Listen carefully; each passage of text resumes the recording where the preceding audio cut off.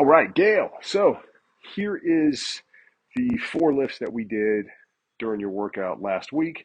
We had a dumbbell bench press, a single leg Romanian style deadlift, a goblet squat, and a dumbbell bench row. Now we did these as a series. So the first that we did was we did a dumbbell bench press and your single leg Romanian style deadlift with your dumbbell. And for both of those, we used 10 pounds. Um, that dumbbell bench press is just like your bench press at the gym, meaning the setup is the same. We're going to press strong to the floor. We're going to squeeze the glutes. We're going to arch in the back. We're going to lift through the chest. Nice big inhale as you lower. Put a little pause at the bottom. Exhale, press on up. Nice big inhale as you lower. Little pause at the bottom. Exhale, press on up.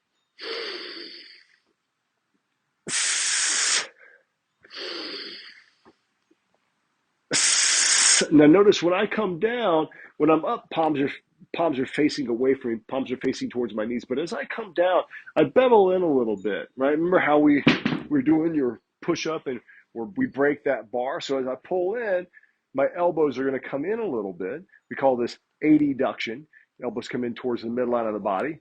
And as I press up, I'm going to come back, right? Pull it out, exhale, press up. And the big thing is keep that lift through that sternum. The tendency is to want to do this, right? Keep that lift through that sternum. So that's your dumbbell bench press. The single leg Romanian style deadlift, we had you use a shelf for a little bit of balance, because it's the way you want to think about it. We learn the movement first, then we challenge your strength, and then we worry about adding the balance component. Because just by doing the single leg work, you're gonna add a balance component to it. So what we're gonna do, and I had you do this, I think, yeah, this way, right? So I got the kettlebell or the dumbbell in my right hand. My left foot's going to be on the floor. My right leg's going to go in back, and I'm just, using something for a little bit of support here.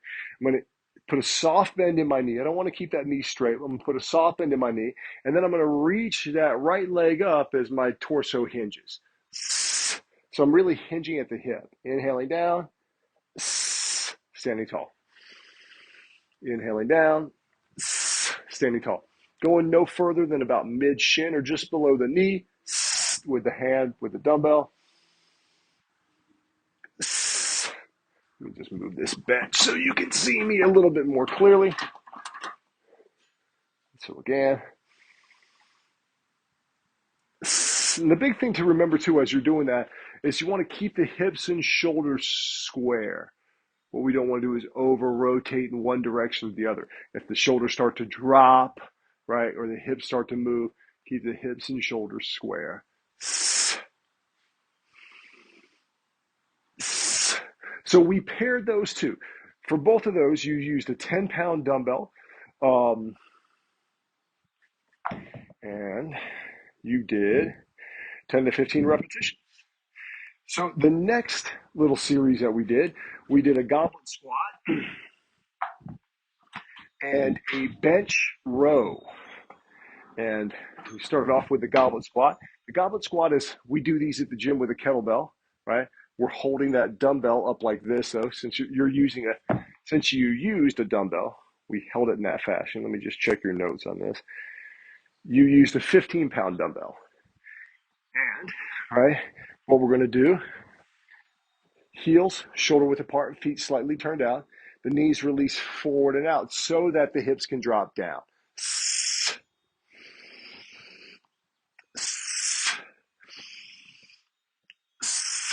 Right?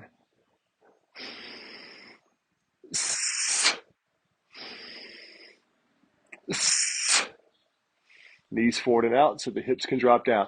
Watch how deep you go. What we don't want to do is go so far down to the back begins to round, right? Only go as low as you're able to keep that nice neutral spine or relatively flat back. Let me check your notes on this because I wrote something.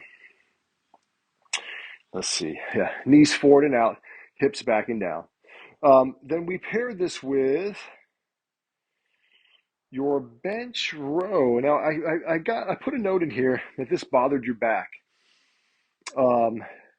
So I didn't go into much detail as far as It may have just been a little heavy when we went to because you did your first set at 10 pounds and your second set at 15 pounds. Um, so well, let me show you how to do this, and then we might even give you an alternative. But I think I'm going to see you again. So we can always discuss this for when you do these on your own. But what you're going to do is, in this case, I've got my left knee on the bench, my left hand on the bench, right foot's on the floor. I want to create a neutral spine. If anything, I want a little bit of a lift through my sternum, just like you do with that dumbbell bench press, right? I want that lift through that sternum because that's going to bias my lat versus my trap. If I'm rounded, I'm gonna get these guys and I'm gonna aggravate my shoulder. But if I'm lifting through that sternum, now I'm going to be able to activate my lat, right? Like we do with your prone cobras.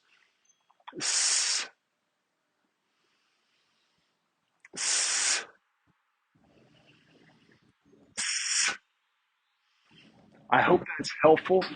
Um, yeah, the big thing is, and I'm not sure. We'll have to kind of dig into the details as far as like why I put that note in there regarding your back. It could be your low back, and that could be something different. But just keeping that lift through that sternum, it's just like we do on the floor with that prone cobra. We're trying to activate that lat.